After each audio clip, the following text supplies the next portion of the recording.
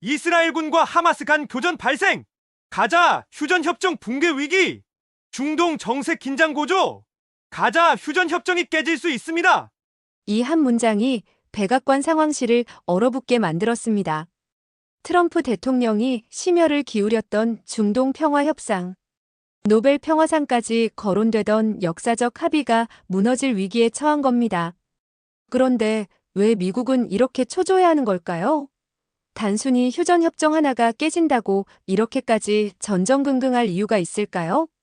더 놀라운 건 이 위기 상황에서 세계가 주목한 또 다른 나라가 있다는 사실입니다. 분쟁 중재 경험, 외교 역량, 국제적 신뢰. 이 모든 걸 갖춘 나라가 조용히 존재감을 드러내기 시작했어요. 대체 어느 나라일까요? 지금부터 여러분께 들려드릴 이야기는 단순한 외교 위기가 아닙니다. 세계 외교 지형이 바뀌는 순간 그 중심에서 벌어진 놀라운 반전의 이야기입니다. 구독과 좋아요는 더 좋은 영상을 만드는데 큰 힘이 됩니다. 여러분의 의견을 댓글로 남겨주세요. 워싱턴 DC 백악관. 이른 아침 상황실에 비상등이 켜졌습니다. 국가안보보좌관이 급히 들어오며 참모들을 깨웠어요. 긴급 상황입니다. 그의 목소리에는 긴박함이 묻어났습니다. 가자지구에서 충돌이 재발했습니다. 참모들이 일제히 모니터를 쳐다봤습니다. 실시간 뉴스가 흘러나오고 있었어요.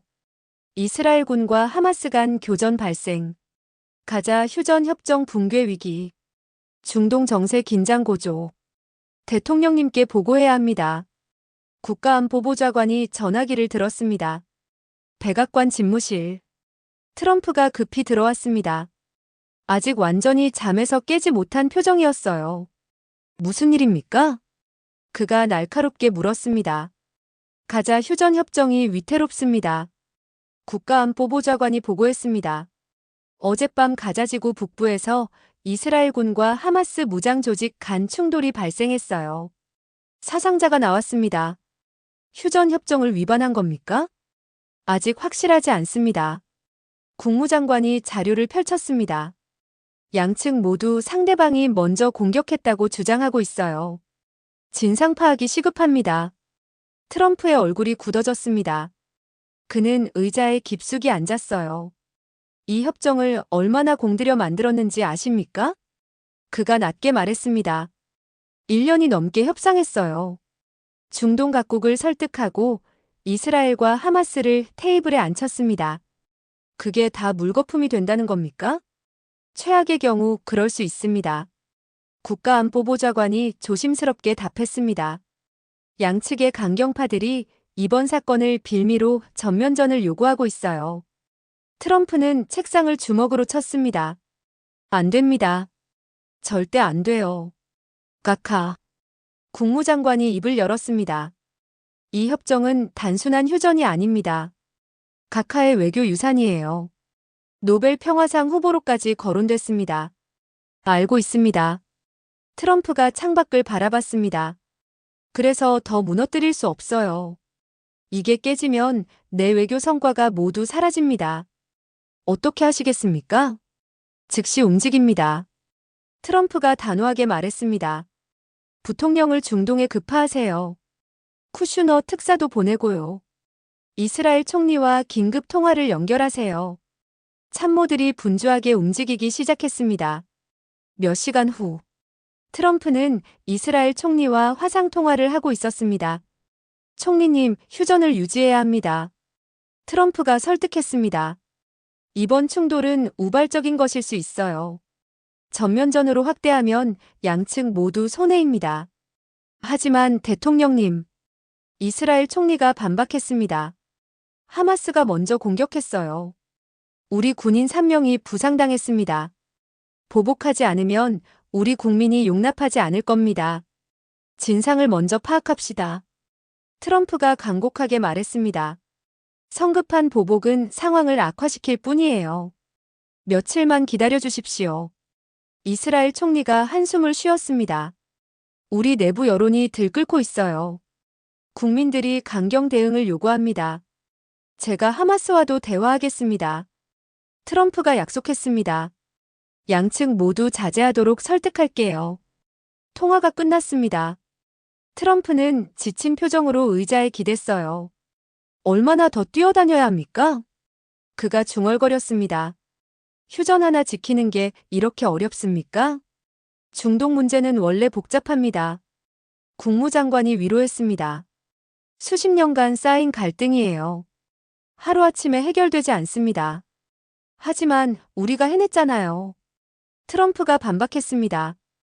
1년 전 휴전 협정을 체결했어요. 그게 얼마나 대단한 성과인지 압니까?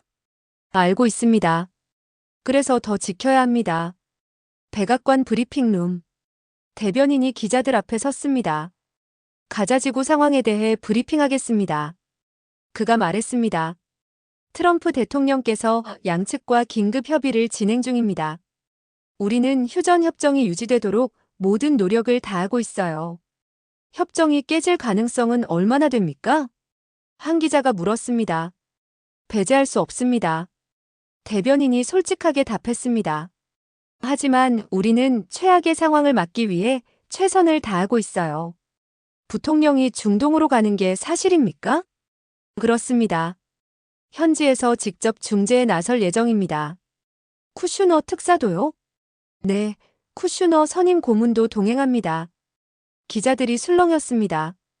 미국이 이례적으로 고위급 인사들을 총동원하고 있었어요. 워싱턴 싱크탱크 브루킹스 연구소. 전문가 토론회가 열리고 있었습니다. 가자 휴전 협정 위기를 분석해 봅시다. 사회자가 말했습니다. 트럼프 행정부가 왜 이렇게 초조해합니까? 외교적 유산 때문입니다. 한 전문가가 답했습니다.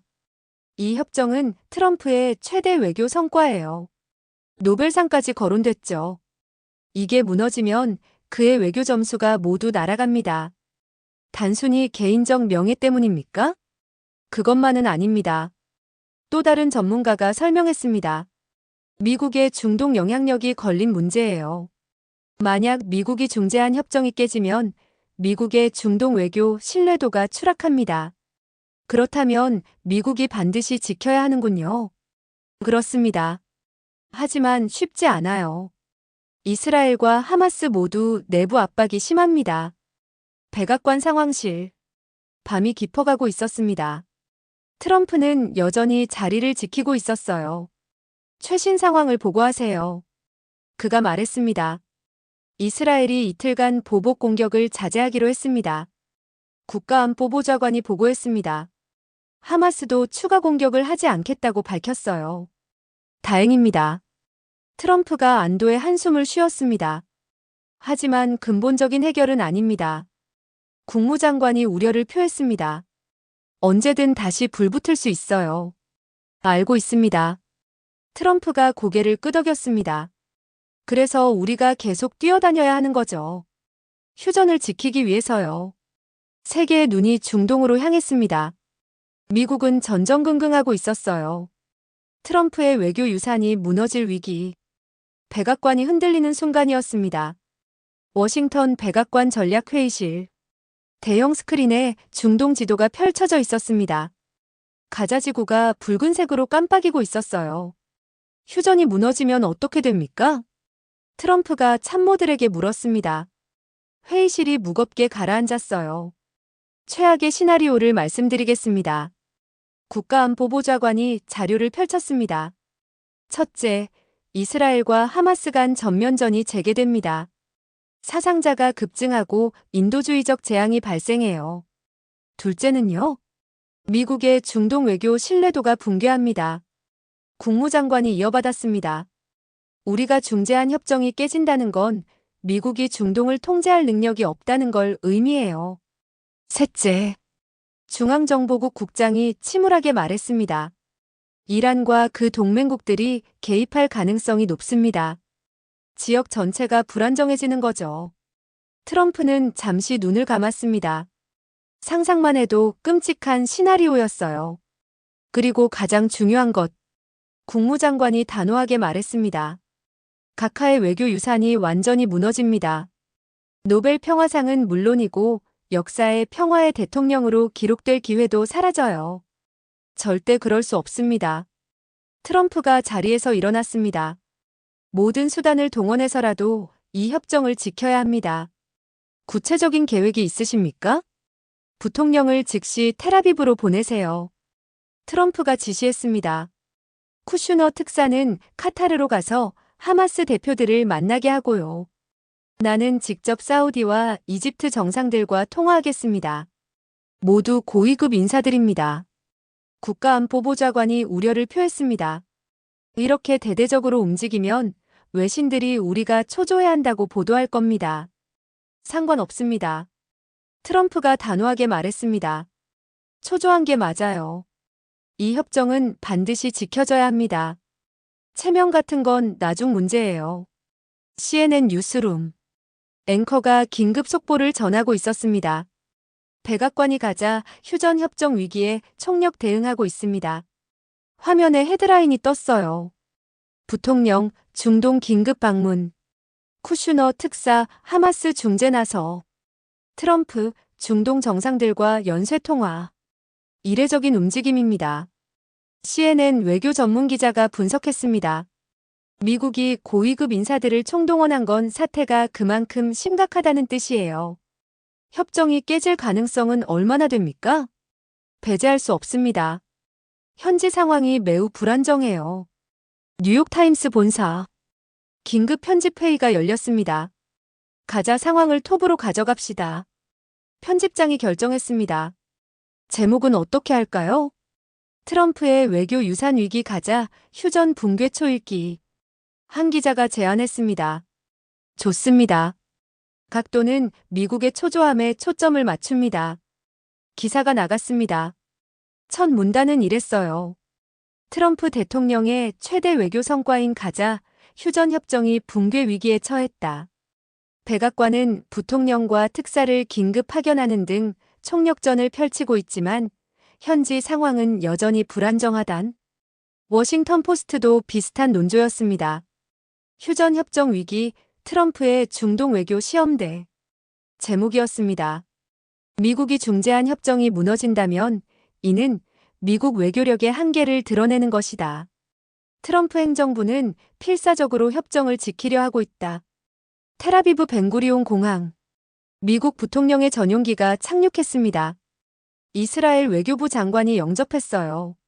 환영합니다, 부통령님. 위급한 상황에 왔습니다. 부통령이 단도직입적으로 말했습니다.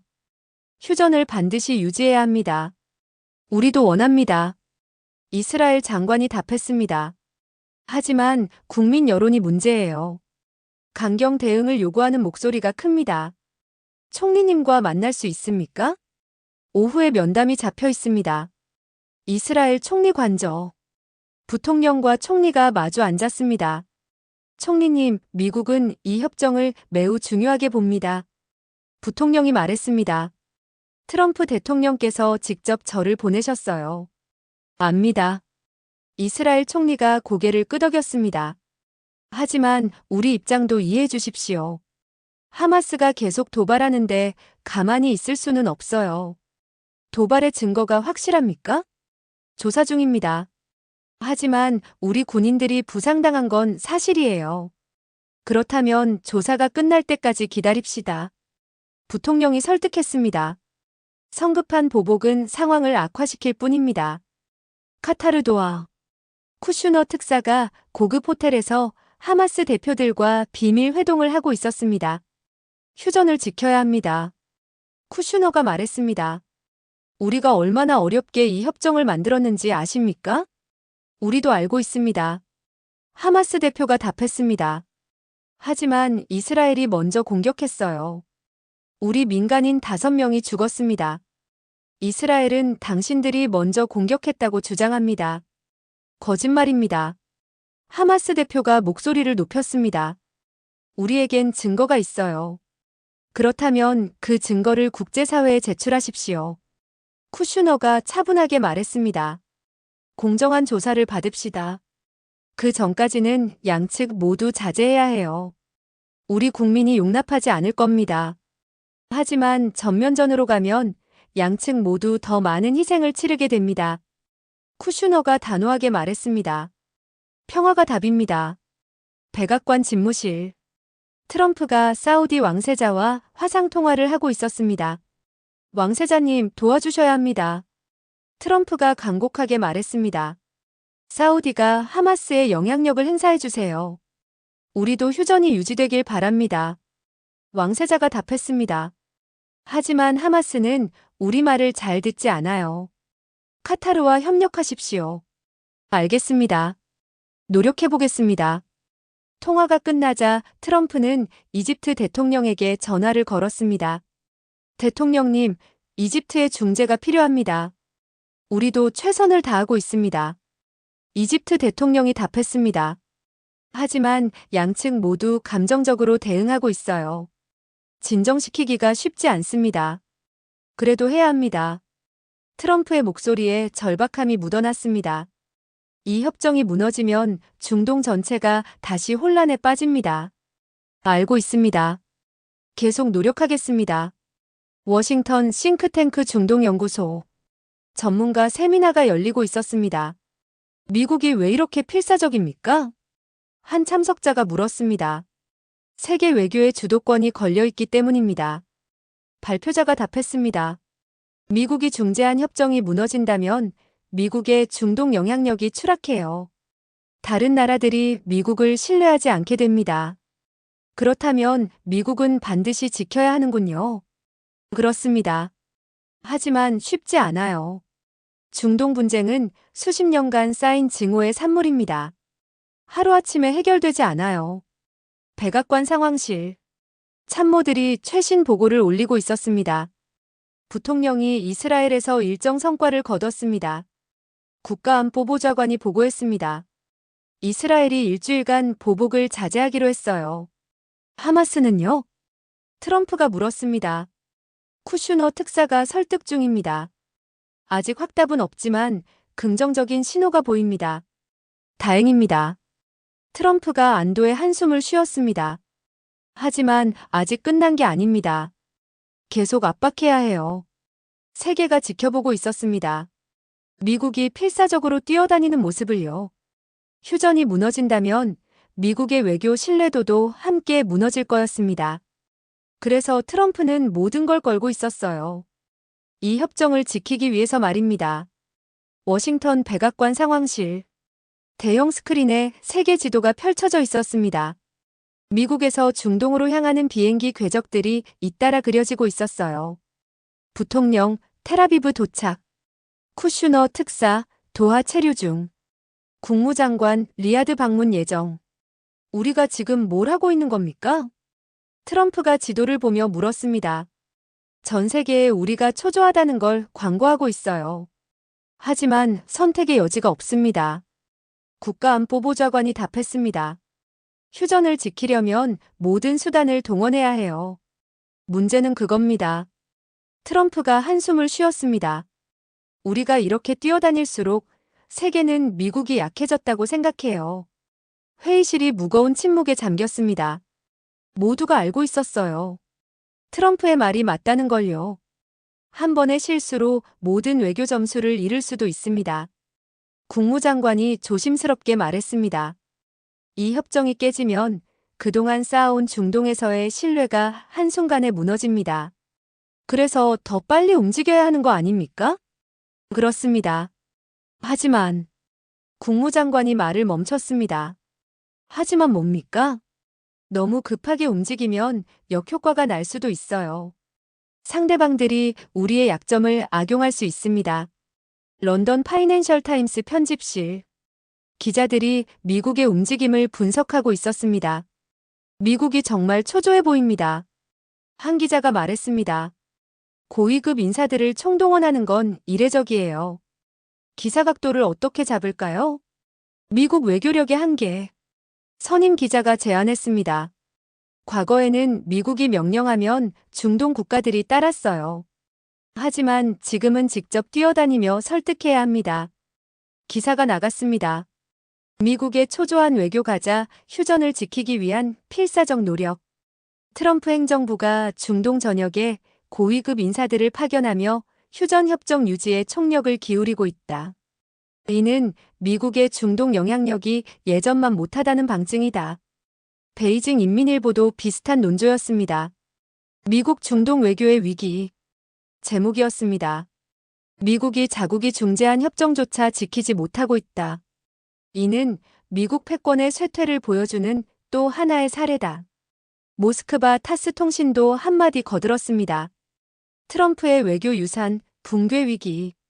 미국이 아무리 뛰어다녀도 중동 분쟁을 통제할 수 없다는 사실이 드러나고 있다. 워싱턴 국무부. 긴급 브리핑이 열렸습니다. 우리의 외교 노력에 대해 일부 부정적인 보도가 나오고 있습니다. 대변인이 기자들 앞에 섰습니다. 하지만 이는 우리의 적극적인 중재 의지를 보여주는 것입니다. 초조해 보이는 건 사실 아닙니까? 한 기자가 날카롭게 질문했습니다. 고위급 인사들을 총동원하는 건 이례적이에요. 평화를 위해서라면 이례적인 노력도 마다하지 않습니다. 대변인이 답했습니다. 우리는 이 협정을 반드시 지킬 것입니다. 하지만 효과가 있습니까? 아직 진행 중입니다. 긍정적인 신호들이 보이고 있어요. 텔아비브. 미국 부통령이 또 다른 회의에 참석하고 있었습니다. 이스라엘 안보 강요들과의 면담이었어요. 우리는 평화를 원합니다. 부통령이 말했습니다. 하지만 그만큼 여러분의 협조가 필요해요. 우리도 협력하고 있습니다. 이스라엘 국방장관이 답했습니다. 하지만 국민 여론이 문제예요. 사람들이 강경 대응을 요구합니다. 여론을 설득하는 게 정치인의 역할 아닙니까? 쉽지 않습니다. 우리 국민들은 이미 너무 많은 고통을 겪었어요. 도하. 쿠슈너 특사가 카타르 외교장관과 대화를 나누고 있었습니다. 하마스를 설득할 수 있습니까? 쿠슈너가 물었습니다. 최선을 다하고 있습니다. 카타르 장관이 답했습니다. 하지만 그들도 내부 압박을 받고 있어요. 시간이 없습니다. 쿠슈너의 목소리에 다급함이 묻어났습니다. 이번 주 안에 돌파구를 찾아야 해요. 압니다. 하지만 서두르다 실수하면 더 큰 문제가 생깁니다. 리야드. 미국 국무장관이 사우디 왕세자를 만나고 있었습니다. 왕세자님, 사우디의 리더십이 필요합니다. 국무장관이 말했습니다. 중동의 안정은 사우디 없이는 불가능해요. 우리도 최선을 다하고 있습니다. 왕세자가 차분하게 답했습니다. 하지만 미국이 너무 조급해 보입니다. 조급할 수밖에 없습니다. 상황이 위급해요. 바로 그게 문제입니다. 왕세자가 의미심장하게 말했습니다. 미국이 조급해 보이면 상대방들이 더 강경해집니다. 이건 협상의 기본이에요. 국무장관은 아무 말도 할 수 없었습니다. 왕세자의 말이 맞았으니까요. 백악관 집무실. 트럼프가 참모들과 상황을 점검하고 있었습니다. 결과는 어떻습니까? 그가 물었습니다. 부통령이 이스라엘에서 일부 진전을 이뤘습니다.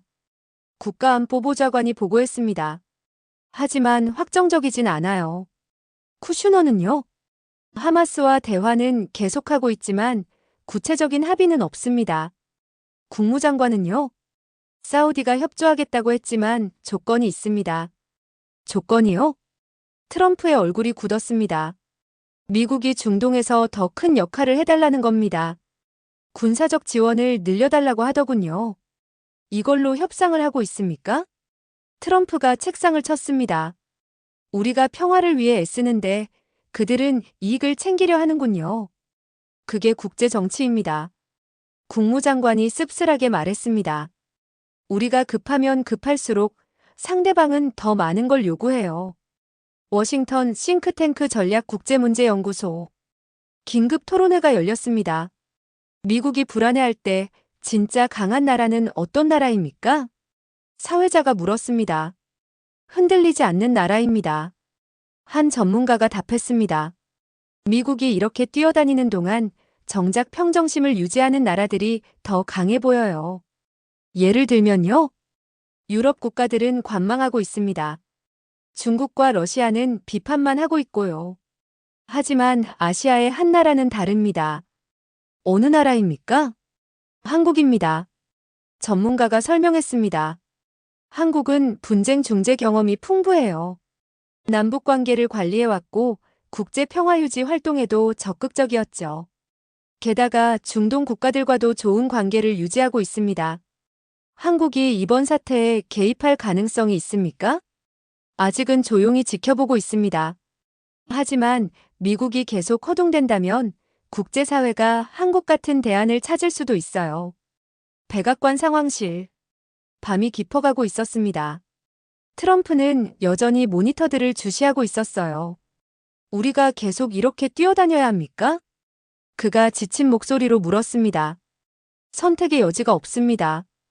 국가안보보좌관이 답했습니다. 협정을 지키려면 계속 압박해야 해요. 하지만 우리가 급할수록 더 불리해집니다. 알고 있습니다. 하지만 멈출 수도 없어요. 트럼프는 창밖을 바라봤습니다. 워싱턴의 밤하늘이 어두웠어요. 미국이 이렇게 약해 보인 적이 있었습니까? 그가 중얼거렸습니다. 우리가 중재한 협정 하나 지키지 못해서 전전긍긍하다니요. 미국의 발걸음이 빨라질수록 세계는 미국의 조급함을 잃고 있었습니다. 그리고 조용히 지켜보는 나라들이 있었어요. 흔들리지 않는 나라들. 기회를 기다리는 나라들 말입니다. 서울 청와대 국가안보실. 대형 모니터의 가자지구 상황이 실시간으로 중계되고 있었습니다. 미국이 고전하고 있습니다. 국가안보실장이 보고했습니다. 부통령, 특사, 국무장관까지 총동원했지만 아직 돌파구를 찾지 못했어요. 우리에게 연락은 없습니까? 이재명 대통령이 물었습니다. 아직은 없습니다. 미국이 스스로 해결하려고 하는 것 같습니다. 그럴 겁니다. 대통령이 고개를 끄덕였습니다. 미국이 우리에게 도움을 청한다는 건 자존심이 상하는 일이니까요. 하지만 언젠가는 요청이 올 수도 있습니다. 외교부 장관이 말했습니다. 우리가 준비해야 할까요? 이미 준비돼 있습니다. 대통령이 자신 있게 답했습니다. 우리는 이미 경험이 있으니까요. 회의실 스크린이 바뀌었습니다. 판문점 사진이 떴어요. 남북 정상이 군사분계선을 넘나들던 역사적인 순간이었습니다. 28년 전 판문점. 대통령이 화면을 가리키며 말했습니다. 우리는 세계가 불가능하다고 했던 일을 해냈어요. 70년간 총부리를 겨눴던 남북이 악수를 했습니다. 남북 정상회담. 국가안보실장이 이어받았습니다. 전 세계가 생중계로 지켜봤죠. 군사분계선을 손잡고 넘나들던 장면은 역사에 남았습니다. 그게 얼마나 어려운 일이었는지 압니까? 대통령이 참모들을 둘러봤습니다. 미국도 못한 일이에요. 중국도 러시아도 못했죠. 하지만 우리가 해냈습니다. 판문점 선언. 외교부 장관이 자료를 펼쳤습니다. 남북이 종전과 평화체제 구축에 합의했어요. 비무장지대의 적대 행위 중단, 군사적 긴장 완화, 이산가족 상봉. 그리고 가장 중요한 것. 대통령이 강조했습니다. 우리 스스로 평화를 만들었다는 겁니다. 미국의 중재 없이 우리 힘으로요. 뉴욕 유엔본부 회의실. 안보리 회의가 열리고 있었습니다. 가자 사태가 안건이었어요. 한국 대표께서 발언하시겠습니다. 의장이 말했습니다. 한국 유엔 대사가 일어났습니다. 한국은 분쟁 중재의 중요성을 잘 알고 있습니다. 그가 침착하게 말했습니다. 우리는 70년 넘게 휴전선에서 살아왔어요. 분쟁의 고통을 누구보다 잘 압니다. 하지만 우리는 포기하지 않았습니다. 대사가 계속했습니다. 대화를 통해 평화를 만들어왔죠. 남북 정상회담, 이산가족 상봉, 군사적 긴장 완화 합의. 이 모든 게 대화의 결과입니다. 가자 사태도 마찬가지입니다. 그가 단호하게 말했습니다. 대화와 중재만이 답입니다. 한국은 이 과정에 협력할 준비가 돼 있습니다. 회의장이 술렁였습니다. 한국이 처음으로 적극적인 중재 의사를 밝힌 거예요. 워싱턴 브루킹스 연구소. 한반도 전문가 세미나가 열렸습니다. 한국의 분쟁 중재 경험을 분석해 봅시다. 사회자가 말했습니다. 한국이 정말 가자 사태에 도움이 될 수 있을까요? 충분히 가능합니다. 한 전문가가 답했습니다. 한국은 세계에서 가장 특수한 분쟁 지역에서 평화를 만들어낸 경험이 있어요. 구체적으로 설명해 주시죠. 첫째, 직접 당사자로서의 경험입니다. 전문가가 설명했습니다. 한국은 관찰자가 아니라 분쟁의 한 당사자였어요. 그래서 분쟁의 복잡성을 피부로 이해합니다. 둘째는요? 중재 역량입니다. 또 다른 전문가가 이어받았습니다. 한국은 남북 대화를 수없이 진행했어요. 때로는 실패했지만 때로는 성공했죠. 이 과정에서 쌓인 노하우가 있습니다. 셋째, 첫 번째 전문가가 덧붙였습니다. 국제적 신뢰입니다. 한국은 중동 국가들과 좋은 관계를 유지해왔어요. 이스라엘과도 아랍 국가들과도 균형 잡힌 관계죠. 서울 외교부 중동 담당 국장이 자료를 정리하고 있었습니다. 우리의 중동 외교를 점검합시다. 그가 회의를 시작했습니다. 이스라엘과의 관계는 어떻습니까? 양호합니다. 한 팀장이 답했습니다. 경제 협력이 활발하고 방산 기술 교류도 진행 중이에요. 사우디는요? 매우 우호적입니다. 건설, 에너지 분야에서 긴밀히 협력하고 있어요. 이집트, 카타르는요? 모두 좋은 관계를 유지하고 있습니다. 특히 카타르와는 천연가스 협력이 활발해요. 그렇다면 우리가 중재자로 나설 기반이 있다는 거군요. 국장이 고개를 끄덕였습니다. 양측 모두와 좋은 관계니까요. 런던 이코노미스트 특집 기사가 실렸습니다. 한국 새로운 평화 중재자 제목이었습니다. 한국은 독특한 위치에 있다. 분쟁 당사자로서의 경험과 중재자로서의 역량을 모두 갖췄다. 남북 관계 관리를 통해 검증된 외교 능력도 있다. 기사는 계속됐습니다. 무엇보다 한국은 중동 문제에서 중립적이다. 역사적으로 식민 지배도 없었고 종교적 편견도 없다. 이는 중재자로서 매우 유리한 조건이다. 파리 르몽드도 비슷한 분석을 내놨습니다. 한국의 분쟁 중재 능력. 한국이 남북 정상회담을 성사시킨 경험은 주목할 만하다. 세계에서 가장 적대적인 관계를 대화 테이블로 끌어낸 것은 쉬운 일이 아니다.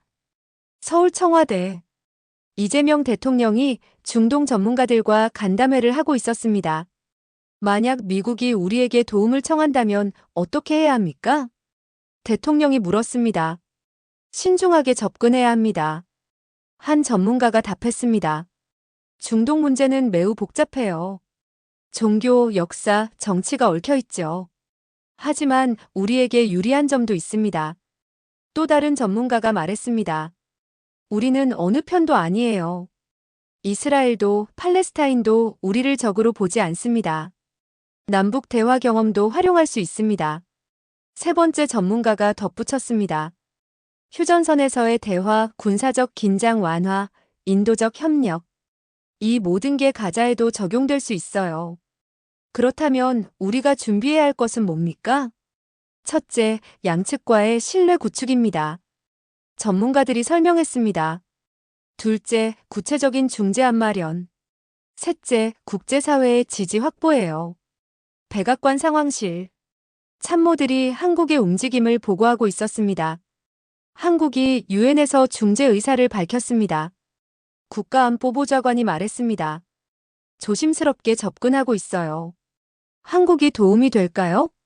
트럼프가 물었습니다. 가능합니다. 국무장관이 답했습니다. 한국은 남북 대화 경험이 있어요. 분쟁 중재 노하우가 축적돼 있죠.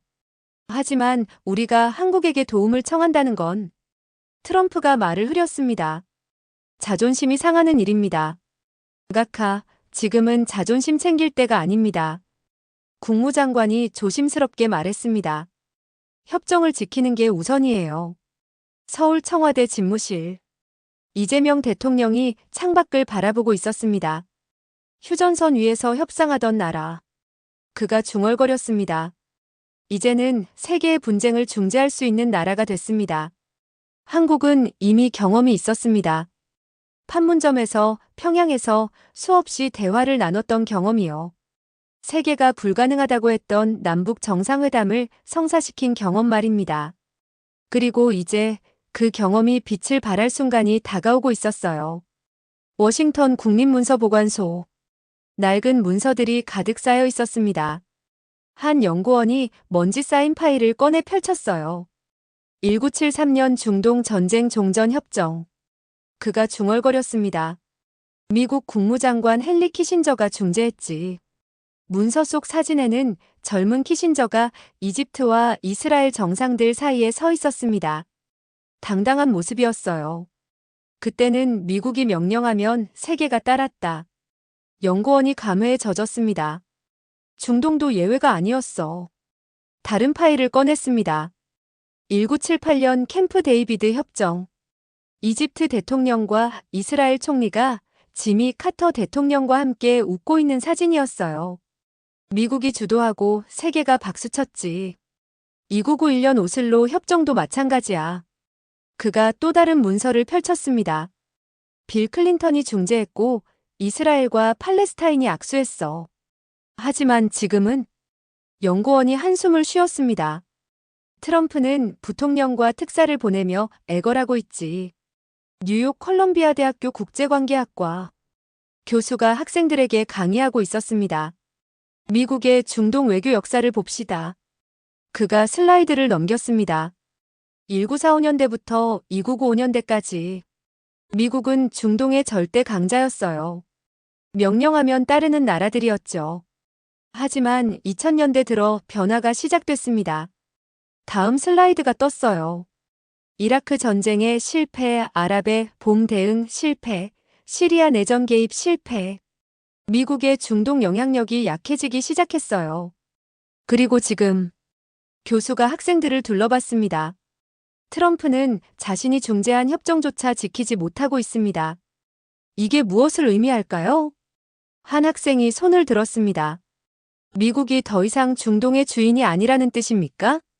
정확합니다. 교수가 고개를 끄덕였습니다. 미국은 여전히 강력하지만 예전처럼 일방적으로 지시할 수는 없어요. 이제는 설득해야 하고 때로는 협상해야 합니다. 그렇다면 누가 그 빈자리를 채울까요? 또 다른 학생이 물었습니다. 여러 나라가 경쟁하고 있습니다. 교수가 설명했습니다. 중국, 러시아, 터키, 이란. 그리고 주목할 나라가 하나 더 있어요. 어디입니까? 한국입니다. 교수가 새 슬라이드를 띄웠습니다. 판문점 사진이 나타났어요. 한국은 조용하지만 꾸준히 국제 무대에서 영향력을 키워왔습니다. 남북대화, 유엔 평화유지군 파견, 국제 중재 활동. 미국이 약해지는 동안 한국은 강해졌습니다. 서울 외교부 정책기획관실. 회의가 한창이었습니다. 우리의 국제 영향력을 점검합시다. 기획관이 말했습니다. 10년 전과 비교하면 어떻습니까? 비교할 수 없을 정도로 커졌습니다. 한 팀장이 보고했습니다. 유엔 안보리 비상임의사국 당선, G20 의장국 역임, 기후변화 정상회의 개최. 중재활동은요? 아프가니스탄 재건 지원, 예멘 평화 프로세스 참여, 시리아 난민 지원. 또 다른 팀장이 덧붙였습니다. 우리는 조용하지만 확실하게 존재감을 키워왔어요. 가장 중요한 건 남북 대화입니다. 기획관이 강조했습니다. 세계에서 가장 위험한 분쟁 지역에서 평화를 만들어낸 경험. 이게 우리의 최대 자산이에요. 이제 세계가 우리를 주목합니다. 팀장이 자신 있게 말했습니다. 미국의 뒤만 쫓는 나라가 아니라 독자적인 목소리를 내는 나라로요. 파리 소르본 대학교 국제정치 세미나가 열리고 있었습니다. 글로벌 중재국의 부상. 발표자가 제목을 소개했습니다. 미국이 약해지는 동안 새로운 중재국들이 등장하고 있습니다. 노르웨이는 오슬로 협정으로 명성을 얻었고 스위스는 중립국으로서 여러 분쟁을 중재했죠. 터키는 중동에서, 브라질은 남미에서 영향력을 키웠습니다. 그리고 아시아에는 한국이 있습니다. 발표자가 한국 국기를 띄웠어요. 한국은 독특합니다. 경제 강국이면서 분쟁 당사자이기도 하죠. 남북 관계를 통해 분쟁 해결 경험을 쌓았고 중동 아프리카 아시아 각지에서 평화 활동을 펼치고 있어요. 한국의 강점은 무엇입니까? 한 참석자가 물었습니다. 중립성과 경험의 결합입니다. 발표자가 답했습니다. 한국은 식민 지배 역사가 없어요. 중동 국가들이 거부감 없이 받아들일 수 있죠. 동시에 남북 대화라는 실전 경험도 있습니다. 미국과는 다르군요. 완전히 다릅니다. 미국은 힘으로 밀어붙이지만 한국은 경청하고 설득해요. 이게 새로운 시대의 중재 방식입니다. 서울 청와대 영빈관. 중동 각국 대사들과의 간담회가 열렸습니다. 한국의 중재 의사에 감사드립니다. 사우디 대사가 말했습니다. 우리는 한국을 신뢰합니다. 한국은 우리와 이스라엘 모두에게 공정합니다. 이집트 대사가 덧붙였습니다. 편견 없이 대해주는 나라예요. 한국의 남북 대화 경험은 매우 인상적입니다. 카타르 대사가 말했습니다. 세계에서 가장 어려운 분쟁을 다루셨으니까요. 감사합니다. 이재명 대통령이 답했습니다.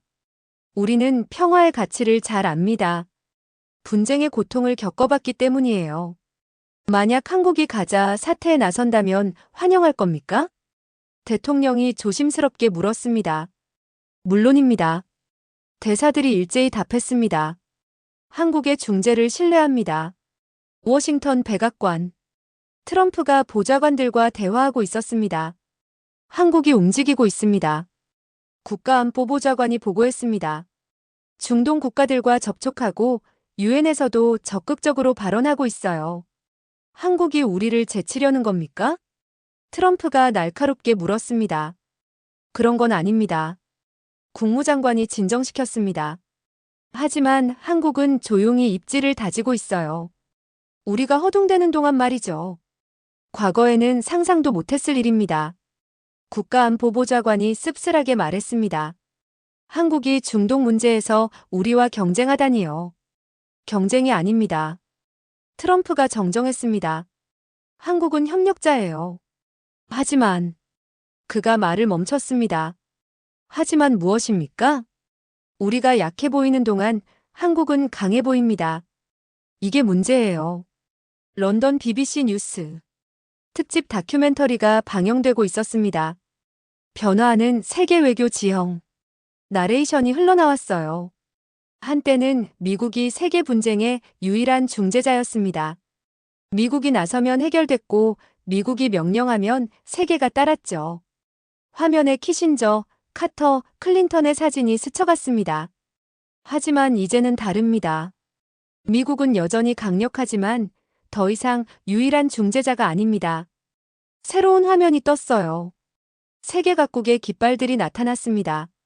노르웨이, 스위스, 터키, 그리고 한국. 새로운 중재국들이 등장하고 있습니다. 판문점 사진이 클로즈업 됐어요. 특히 한국은 주목할 만합니다. 분쟁 지역에서 평화를 만들어낸 실전 경험. 중립적이고 공정한 입장. 강력한 경제력과 외교력. 한국은 더 이상 미국의 뒤만 쫓는 나라가 아닙니다. 세계 무대에서 독자적인 목소리를 내는 나라가 됐습니다. 서울 청와대 집무실. 이재명 대통령이 창밖을 바라보고 있었습니다. 한때는 미국이었습니다. 그가 조용히 말했습니다. 세계의 분쟁을 해결하는 나라. 모두가 고개 숙이는 나라. 하지만 이제는 다릅니다. 그가 미소를 지었습니다. 우리도 세계의 목소리를 들어줄 수 있는 나라가 됐어요. 미국의 뒤만 쫓는 게 아니라 나란히 걷는 나라 말입니다. 시대가 변했습니다. 미국이 일방적으로 지시하던 시대는 끝났어요. 이제는 여러 나라가 협력하는 시대. 그리고 그 중심에 한국이 서 있었습니다. 워싱턴 백악관 집무실. 트럼프가 이마를 짚고 있었습니다. 책상 위에는 중동 상황 보고서가 가득했어요. 이틀째입니다. 국가안보보좌관이 조심스럽게 말했습니다. 부통령이 텔아비브에서 대기 중이고 쿠슈너는 도하에 머물고 있어요. 하지만 진전이 없습니다. 없다고요? 트럼프가 고개를 들었습니다. 이틀이나 뛰어다녔는데 아무 성과가 없다는 겁니까? 양측 모두 완강합니다. 상대방이 먼저 사과해야 한다고 주장해요. 젠장. 트럼프가 주먹으로 책상을 쳤습니다. 우리가 무엇 때문에 이러고 있습니까? 내 외교 유산을 지키려고 이렇게 애걸해야 합니까? 회의실에 무거운 침묵이 흘렀습니다. 각하, 진정하십시오. 국무장관이 조심스럽게 말했습니다. 아직 기회가 있습니다. 기회요? 트럼프가 냉소를 지었습니다. 전 세계가 우리가 허둥대는 걸 보고 있어요. CNN, BBC, 알자지라 모두 우리를 비웃고 있습니다. 바로 그때 참모 한 명이 급히 들어왔습니다. 급보입니다. 그가 태블릿을 트럼프에게 건넸어요. 한국이 유엔 안보리에서 중재안을 제시했습니다. 뭐라고요? 트럼프가 화면을 봤습니다. 한국 대사가 안보리에서 연설하는 모습이 떠 있었어요. 한국이 양측과 사전 협의를 마쳤다고 합니다. 참모가 설명했습니다. 이스라엘과 하마스 모두 한국의 중재를 환영한다고 밝혔어요. 트럼프는 말없이 화면을 응시했습니다. 그의 얼굴이 점점 굳어갔어요. 서울 청와대 상황실. 대형 스크린에 유엔 안보리 회의가 중계되고 있었습니다. 한국 대표의 연설이 시작됩니다. 외교부 장관이 말했습니다. 한국 대사가 단상에 올랐어요. 존경하는 의장님, 그리고 안보리 이사국 여러분. 그가 침착하게 말했습니다. 한국은 가자 휴전 협정 유지를 위한 중재안을 제시하고자 합니다. 우리는 지난 일주일간 양측과 긴밀히 협의했습니다. 대사가 계속했습니다. 이스라엘과 하마스 모두 한국의 제안에 긍정적으로 반응했어요. 회의장이 술렁였습니다.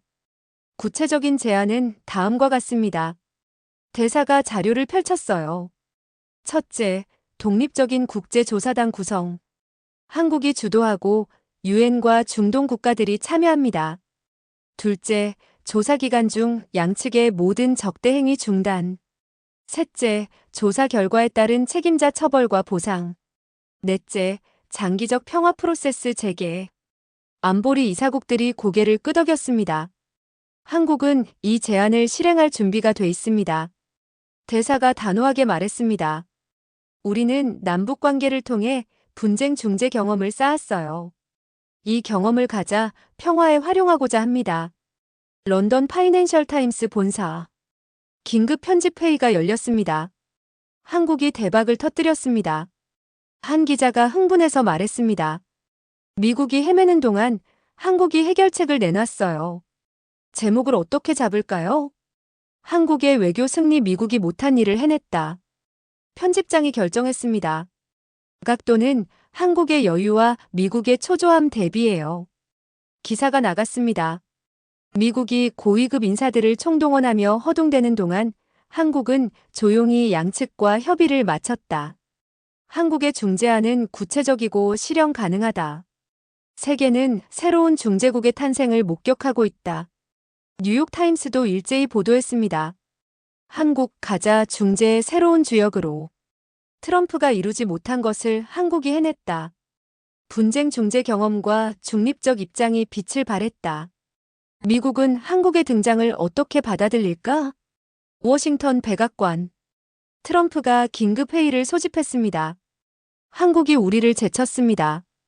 그가 분노를 억누르며 말했습니다. 우리가 이틀간 뛰어다닌 걸 한국이 일주일 만에 정리했어요.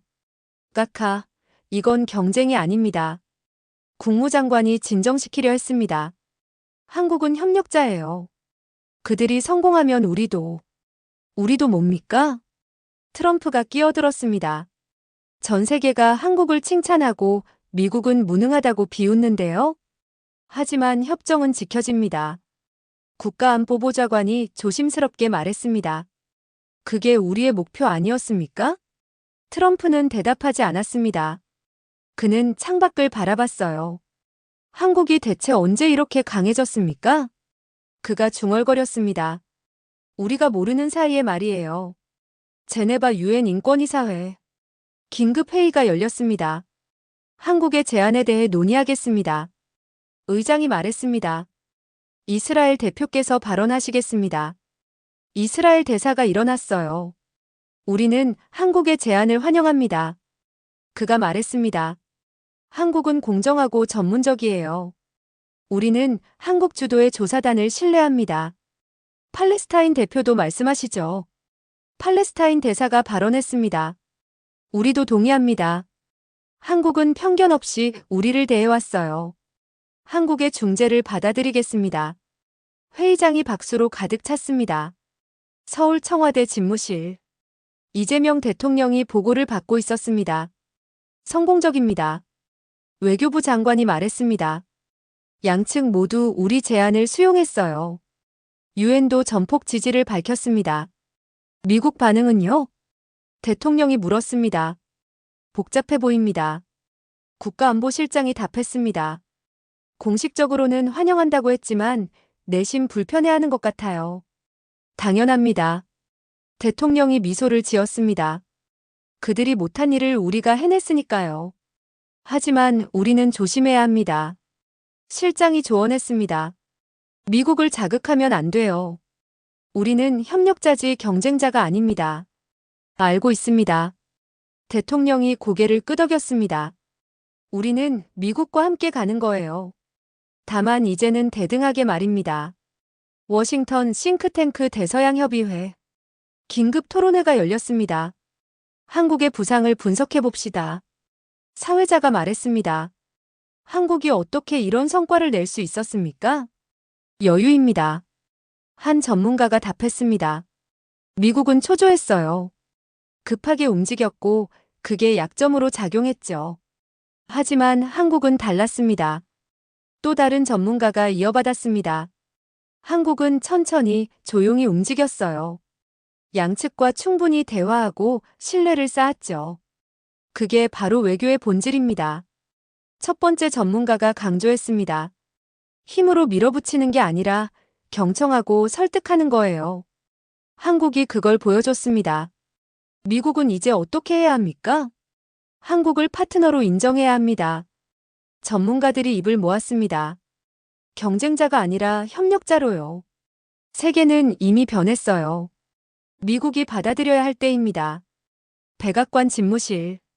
트럼프가 국무장관과 단둘이 앉아 있었습니다. 솔직히 말합시다. 트럼프가 한숨을 쉬었습니다. 우리가 졌습니까? 아닙니다. 국무장관이 고개를 저었습니다. 협정은 지켜집니다. 그게 우리의 목표였어요. 하지만 한국이 주역이 됐습니다. 그렇습니다. 하지만 각하. 국무장관이 조심스럽게 말했습니다. 세상이 변했어요. 이제는 미국 혼자 모든 걸 할 수 없습니다. 한국 같은 파트너가 필요해요. 트럼프는 창밖을 바라봤습니다. 워싱턴 기념탑이 저 멀리 보였어요. 한국이 따라잡았습니다. 그가 조용히 인정했습니다. 우리가 초조해하는 동안 한국은 여유 있게 문제를 해결했어요. 세계가 위기를 느낄 때 한국은 기회를 만들었습니다. 미국이 허둥댈 때 한국은 침착하게 움직였어요. 힘의 균형이 바뀌고 있었습니다. 그리고 그 변화의 중심에 한국이 서 있었습니다. 11월 5일 가자지구 국경 검문소. 한국 국기를 단 차량이 도착했습니다. 국제조사단이었어요. 한국 조사단입니다. 단장이 신분증을 제시했습니다. 환영합니다. 이스라엘 군인이 경례를 했어요. 우리는 한국을 신뢰합니다. 검문소를 통과해 가자지구 안으로 들어갔습니다. 반대편에서 하마스 대표들이 기다리고 있었어요. 한국 조사단을 환영합니다. 하마스 대표가 악수를 청했습니다. 당신들은 공정할 거라고 믿습니다. 최선을 다하겠습니다. 한국 단장이 답했습니다. 진실을 밝히고 평화를 지키는 게 우리의 임무입니다. 서울 청와대 상황실. 조사단의 활동이 실시간으로 보고되고 있었습니다. 순조롭습니다. 외교부 장관이 말했습니다. 양측 모두 적극 협조하고 있어요. 증거 수집도 진행 중입니다. 언론 반응은요? 이재명 대통령이 물었습니다. 전 세계가 주목하고 있습니다. 장관이 태블릿을 건넸어요. CNN, BBC, 알자지라 모두 우리를 톱뉴스로 다루고 있습니다. 화면에는 각국 뉴스 헤드라인이 떠 있었습니다. 한국 가자 평화의 새로운 희망. 한국 주도 조사단 양측 신뢰 얻어. 미국 못한 일 한국이 해냈다. 자랑스럽습니다. 대통령이 미소를 지었습니다. 우리가 세계 평화에 기여하고 있어요. 뉴욕 유엔본부 안토니우 구테흐스 사무총장이 기자회견을 하고 있었습니다. 한국의 노력에 깊은 감사를 표합니다. 그가 말했습니다. 한국은 분쟁 중재의 모범을 보여주고 있어요.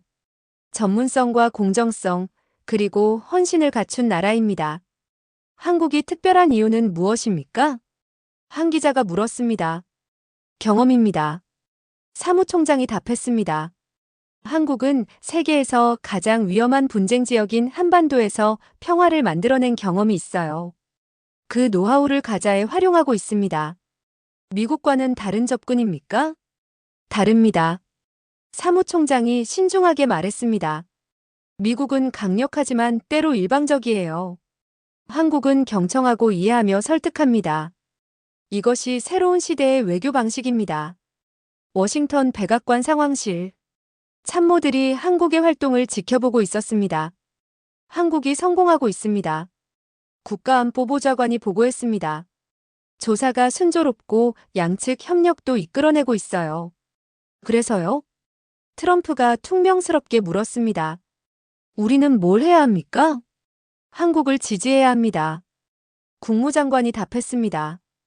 공개적으로 한국의 노력을 칭찬하고 협력 의사를 밝혀야 해요. 우리가 못한 일을 한국이 했는데 그걸 칭찬하라고요? 각하. 국무장관이 단호하게 말했습니다. 자존심 챙길 때가 아닙니다. 협정이 지켜지는 게 중요해요. 한국이 성공하면 우리도 성공하는 겁니다. 트럼프는 잠시 침묵했습니다. 그리고 천천히 고개를 끄덕였어요. 알겠습니다. 성명을 준비하세요. 백악관 브리핑룸. 대변인이 기자들 앞에 섰습니다. 트럼프 대통령의 성명을 발표하겠습니다. 그가 원고를 펼쳤어요. 미국은 한국의 가자 중재 노력을 전폭 지지합니다. 한국은 오랜 동맹이자 신뢰할 수 있는 파트너입니다. 우리는 한국과 협력하여 중동 평화를 달성하겠습니다. 대통령님이 직접 발표하지 않습니까? 한 기자가 물었습니다. 성명으로 가름합니다. 대변인이 짧게 답했습니다. 기자들은 알아차렸어요. 트럼프가 불편해한다는 걸요. 파리 엘리제궁. 프랑스 대통령이 외교보좌관들과 대화하고 있었습니다. 한국이 놀랍습니다. 대통령이 말했습니다. 미국도 못한 일을 조용히 해내고 있어요. 한국의 외교력이 성숙했습니다. 한 보좌관이 답했습니다. 더 이상 미국에만 의존하지 않아요. 독자적인 외교를 펼치고 있습니다. 유럽도 배워야 합니다. 대통령이 말했습니다. 한국처럼 경청하고 이해하는 외교 말이에요. 베를린 총리실. 독일 총리도 비슷한 대화를 나누고 있었습니다. 한국 모델을 연구합시다. 총리가 지시했습니다. 어떻게 그들이 양측의 신뢰를 얻었는지, 어떻게 중재에 성공했는지 분석해야 해요. 런던 다우닝가 10번지. 영국 총리도 한국을 주목하고 있었습니다. 한국이 새로운 중재 강국으로 부상하고 있습니다. 외무장관이 보고했습니다. 우리도 한국과 협력을 강화해야 합니다. 서울 청와대 영빈관. 세계 각국 대사들과의 만찬이 열렸습니다. 한국의 성공을 축하합니다. 미국 대사가 건배를 제의했습니다. 여러분이 해낸 일은 역사에 남을 겁니다. 감사합니다. 이재명 대통령이 답했습니다. 하지만 이건 우리만의 성공이 아닙니다. 국제사회의 협력이 있었기에 가능했어요. 겸손하십니다. 프랑스 대사가 미소 지었습니다. 하지만 주역은 분명 한국이었습니다. 한국의 비결이 뭡니까? 독일 대사가 물었습니다. 경험과 인내입니다. 대통령이 답했습니다. 우리는 70년간 분쟁을 겪었어요. 그 과정에서 평화의 소중함을 배웠고 대화의 힘을 믿게 됐습니다. 그리고 가장 중요한 건 그가 덧붙였습니다. 우리는 어느 편도 아니라는 겁니다. 공정하게 편견 없이 양측을 대했어요. 그게 신뢰를 얻은 이유입니다. 가자지구. 한국조사단이 최종 보고서를 작성하고 있었습니다. 양측 모두 실수가 있었습니다. 단장이 말했습니다. 하지만 의도적인 도발은 아니었어요. 오해와 오판이 충돌로 이어진 겁니다. 그렇다면 해결책은요? 상호 사과와 재발 방지입니다. 단장이 보고서를 마무리했어요. 양측이 공식 사과하고 소통 채널을 강화하며 국제감시단을 배치하는 겁니다. 양측이 받아들일까요? 이미 협의했습니다. 둘 다 동의했어요. 유엔본부. 한국조사단의 보고서가 발표됐습니다. 안보리 회의장에 박수가 터져나왔어요. 한국에 감사드립니다. 의장이 말했습니다. 여러분이 평화를 지켜냈습니다. 서울 청와대 집무실. 이재명 대통령이 창밖을 바라보고 있었습니다. 가자지구와 한반도. 그가 조용히 말했습니다. 둘 다 분쟁 지역이에요. 하지만 우리는 평화를 만들 수 있다는 걸 증명했습니다. 과거엔 미국만 가능했던 외교 플레이. 그가 미소를 지었습니다. 이제 한국도 세계 중재 무대에 섰어요. 우리가 따라잡았습니다. 이것이 대한민국의 새로운 이야기입니다. 미국도 못한 일을 조용히 해낸 나라. 분쟁의 고통을 아는 나라가 세계의 평화를 만들고 있어요. 한반도의 휴전선에서 시작된 평화의 여정이 이제 가자지구까지 이어졌습니다. 과거에는 미국이 명령하고 세계가 따랐습니다. 하지만 이제는 다릅니다. 한국은 경청하고 이해하며 설득해요. 힘으로 밀어붙이는 게 아니라 신뢰로 이끌어냅니다. 이것이 새로운 시대의 외교입니다. 백악관도 질투할 수준. 한국이 따라잡았습니다. 세계 평화의 무대에서 한국은 이제 주인공입니다. 이 영상이 여러분에게 자부심을 드렸다면 구독과 좋아요 부탁드립니다. 여러분의 작은 관심 하나하나가 이런 감동적인 이야기를 더 많은 사람들에게 전하는 큰 힘이 됩니다. 댓글로 여러분의 생각도 나눠주세요. 대한민국의 외교 성취에 대해 함께 이야기하고 싶습니다. 다음 영상에서는 한국이 세계를 놀라게 한 또 다른 이야기를 준비했습니다. 알림 설정을 켜두시면 새로운 영상을 가장 먼저 만나보실 수 있어요. 감사합니다.